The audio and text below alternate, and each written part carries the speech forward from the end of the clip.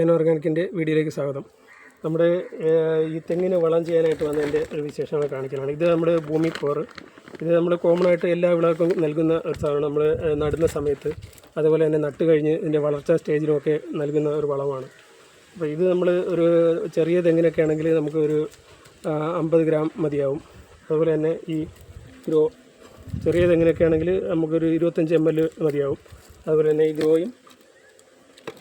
അല്ല നൈട്രോക്കിങ്ങും നമ്മളെ ഈ ഗ്രോയും ഇത് രണ്ടും കൂടെയാണ് 25 ml വീതം നൽകിയാൽ മതിയാവും.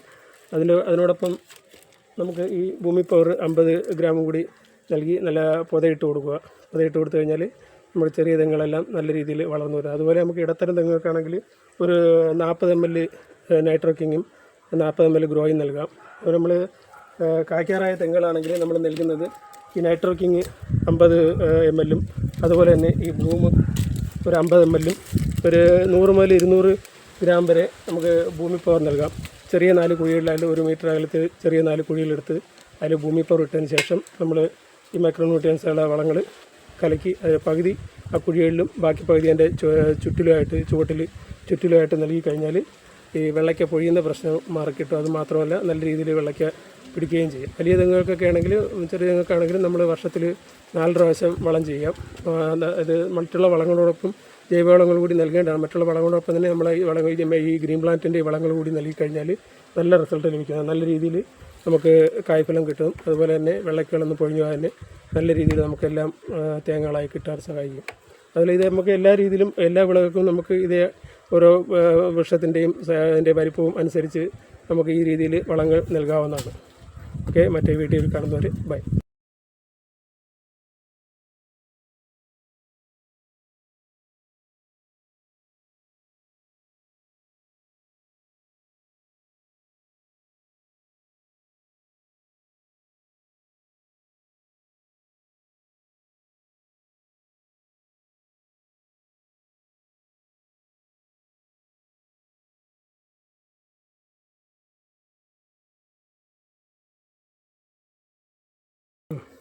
കേനോ ഓർഗാനിക്കിൻ്റെ വീഡിയോയിലേക്ക് സ്വാഗതം. നമ്മുടെ ഈ തെങ്ങിന് വളം ചെയ്യാനായിട്ട് വന്നതിൻ്റെ ഒരു വിശേഷങ്ങൾ കാണിക്കലാണ്. ഇത് നമ്മുടെ ഭൂമി പോറ്. ഇത് നമ്മൾ കോമൺ ആയിട്ട് എല്ലാ വിളകൾക്കും നൽകുന്ന ഒരു സാധനം. നമ്മൾ നടുന്ന സമയത്ത് അതുപോലെ തന്നെ നട്ട് കഴിഞ്ഞ് ഇതിൻ്റെ വളർച്ചാ സ്റ്റേജിലുമൊക്കെ നൽകുന്ന ഒരു വളമാണ്. അപ്പോൾ ഇത് നമ്മൾ ഒരു ചെറിയ തെങ്ങിനൊക്കെ ആണെങ്കിൽ നമുക്ക് ഒരു 50 ഗ്രാം മതിയാവും. അതുപോലെ തന്നെ ഈ ചെറിയ തെങ്ങിനൊക്കെ ആണെങ്കിൽ നമുക്കൊരു 25 ml മതിയാവും. അതുപോലെ തന്നെ ഈ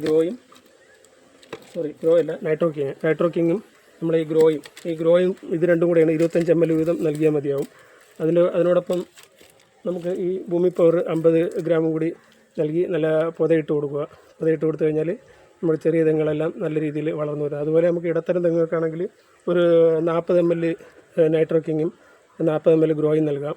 അപ്പോൾ നമ്മൾ കായ്ക്കാറായ തെങ്ങുകളാണെങ്കിൽ നമ്മൾ നൽകുന്നത് ഈ നൈട്രോക്കിങ് 50 ml അതുപോലെ തന്നെ ഈ ഭൂമി ഒരു 50 ml ഒരു 100 മുതൽ 200 ഗ്രാം വരെ നമുക്ക് ഭൂമി പവർ നൽകാം.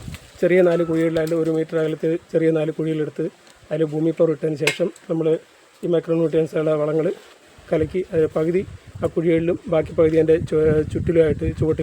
ചുറ്റിലുമായിട്ട് നൽകി കഴിഞ്ഞാൽ ഈ വെള്ളയ്ക്ക പൊഴിയുന്ന പ്രശ്നം മാറിക്കിട്ടും. അത് മാത്രമല്ല നല്ല രീതിയിൽ വെള്ളയ്ക്ക പിടിക്കുകയും ചെയ്യും. വലിയ തെങ്ങുകൾക്കൊക്കെ ആണെങ്കിലും ചെറിയ തെങ്ങുകൾക്കാണെങ്കിലും നമ്മൾ വർഷത്തിൽ 4 പ്രാവശ്യം വളം ചെയ്യാം. അത് മറ്റുള്ള വളങ്ങളോടൊപ്പം ജൈവവളങ്ങൾ കൂടി നൽകേണ്ടതാണ്. മറ്റുള്ള വളങ്ങളോടൊപ്പം തന്നെ നമ്മൾ ഈ ഗ്രീൻ പ്ലാന്റിൻ്റെ വളങ്ങൾ കൂടി നൽകി കഴിഞ്ഞാൽ നല്ല റിസൾട്ട് ലഭിക്കുന്നത്. നല്ല രീതിയിൽ നമുക്ക് കായ്ഫലം കിട്ടും. അതുപോലെ തന്നെ വെള്ളയ്ക്കുകളൊന്നും പൊഴിഞ്ഞു തന്നെ നല്ല രീതിയിൽ നമുക്കെല്ലാം തേങ്ങകളായി കിട്ടാൻ സഹായിക്കും.